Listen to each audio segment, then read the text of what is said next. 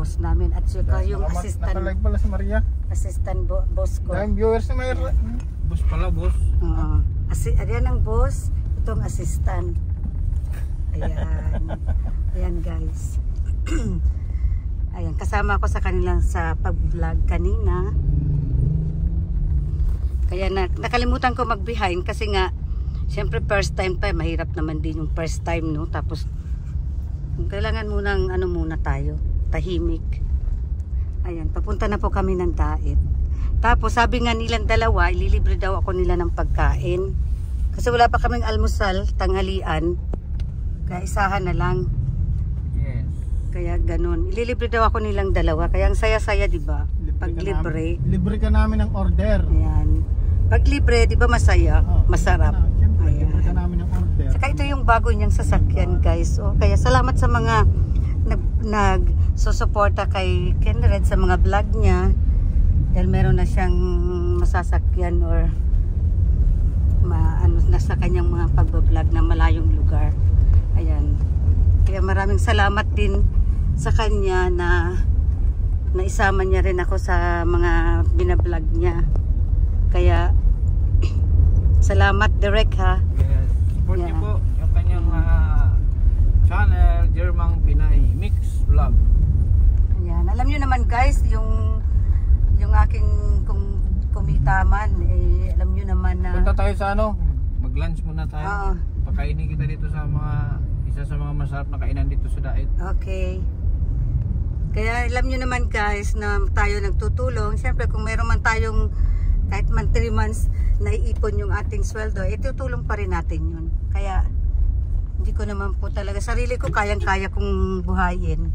Eh, dahil nga tayo ay mahilig tumulong, kaya itutulong din natin yun. Nilalagnat ako pag di ako nakapag-vlog. Kaya ano mo kasi yun eh, parang ano mo na yan, hindi kulang sa katawan mo pag hindi ka nagpa-vlog. Yan ang maganda. Kaya ko nga nanghihinang ako pag hindi ako nagpa-vlog eh. Namimilay ako.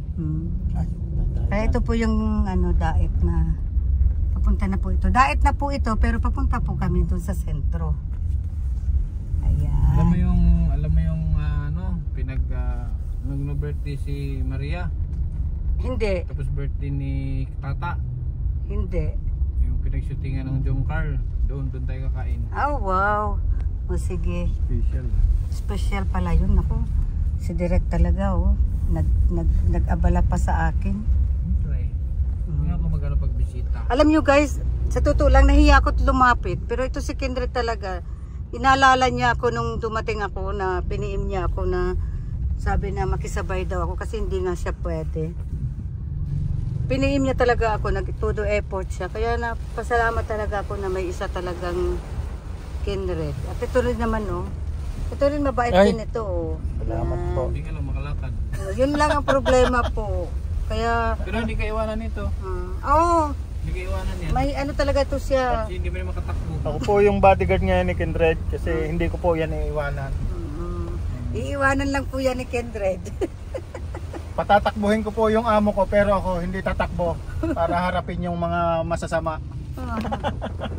Ayan po ang Maulan po dito sa Daet. Ibang-iba talaga sa ibang lugar, hindi po maulan. Hindi ko alam bakit ang Daet talaga eh. Everyday naman ang Daet, ulan. Everyday. Nung umuwi nga ako, natulog ako sa bahay, yung inuupahan ko. Nagulat ako alas 12 yung lakas ng ulan. Super. Yan ang dilim, ayan. Super dilim. Tapos isa lang ang way, inaayos. Ayan. Ay, shout out pala sa aking mga dyan na nasa Oman, Ate Angisel Vlog, Kuya Idol, Angelo Vlog, shout out sa inyo sa Team Happy, kay Ate Babes, kay Kabutoy Orig, kay Junski TV channel. Ayan, kumusta daw sa iyo? Si Junski nga pala, kumusta? Kumusta? Nagparigas nga, nag-PM sa akin. Oo nga, kasi tagal ko na rin kasabayan ko yan noon si Junski. Oo, si Junski. Kaya dito shoutout mo siya. Ngayon, medyo, oy Junski, shoutout, kamusta na? Masyado kasi talaga kaya nga, iba kong mga ano natin, hindi ko na nabibisita. Pag may time naman, nakakabisita ko. Sobrang busy. Iba na yung noon, saka yung ngayon talagang. Kung noon, magdamag akong nasa YT. Ngayon, hindi na pwede. Kasi pero mismong pag nag-edit nga, nakakatulugan ko na. So, masyado nang hectic yung schedule ba. Wala ng time. Kaya pasensya na sa lahat ng mga kasabayan ko noon na hindi ko na nabibisita. Nabisita ko man bihira. Pasensya talaga. At iba yung iba na yung stage ngayon nung kung nasaan ako. Iba na, hindi na tulad noon na kahit saan pwede akong gumala. Ngayon iba eh. Pag hindi ka kumilos ngayon kasi lalo't marami tayong mga tinutulungan. Once na hindi ka kumilos, wala rin. Anong mangyayari sa channel mo? Kaya kailangan mong gumawa na extra, triple, doble, ganun. Para siyempre mag-upload tayo para magka-revenue. Pag di tayo mag-upload, wala tayong revenue. Wala tayong gagawin, diba? Pasensya talaga sa lahat ng mga hindi ko na nabibisita. Yan lang. Ayan guys, narinig nyo yung sinabi ni Direct Kindred TV. Kaya pasensya na po kayo yung mga kasi nag-iiba po talaga pag lalo na pag tuon ka talaga sa mga tinutulungan mo at sa sarili mo, lalo na wala kang ibang trabaho, ito lang ang ginagawa mo. Kaya need talaga na mag-focus sa isang bagay na importante sa sarili mo at sa mga tinutulungan. Kaya sana maintindihan niyo po ang mga pangyayari at ang mga bagay-bagay na hindi na kayo pero sabi nga hindi po kayo niya nakakalimutan. Kaya yan guys kaya pasensya na po kayo. Kaya maraming salamat po talaga sa inyong lahat na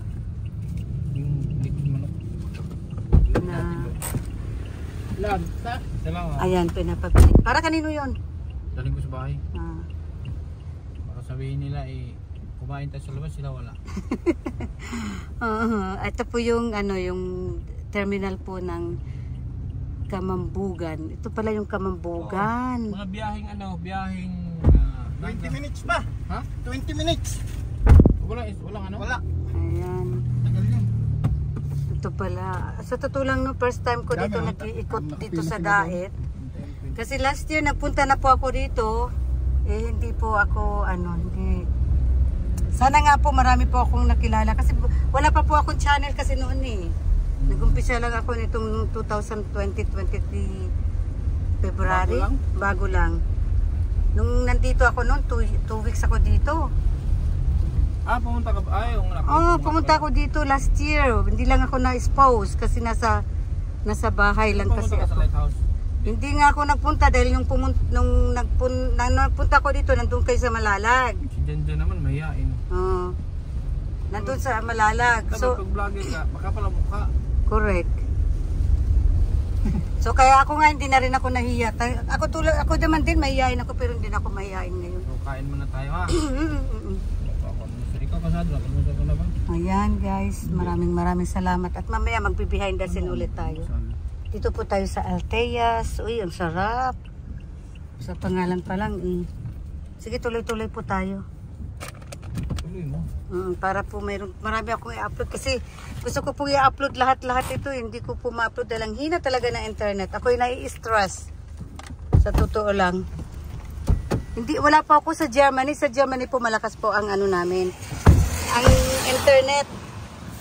Kaya ngayon po nasa Pinas. Super talaga. Ayan po. Sa Altea po tayo. Dito po tayo sa Alteas Cafe. Ayan po. Ayan yung dalawa.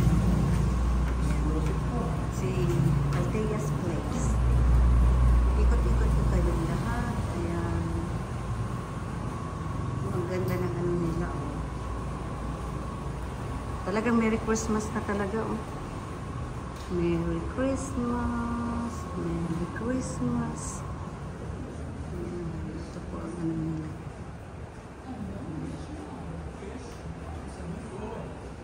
At saka magandang ambiente nila. Ito Talagang spirit talaga, Christmas talaga. Ayan.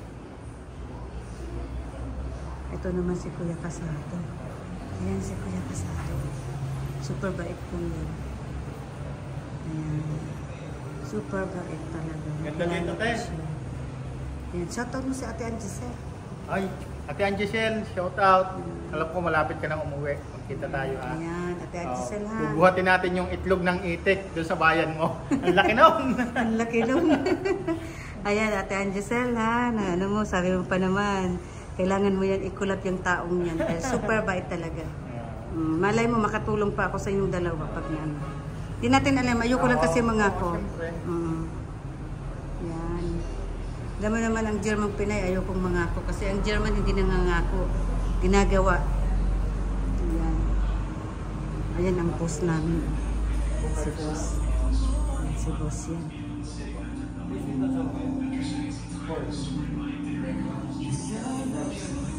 Ayan. Parang dito yata ginanap yung birthday ni ano ah.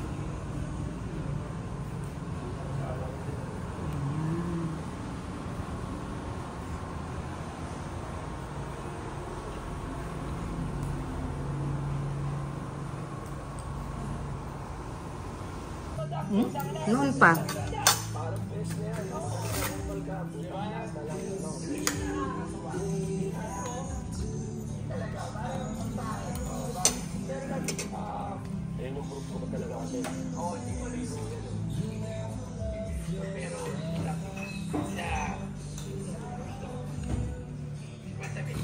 Dapat pala gulay.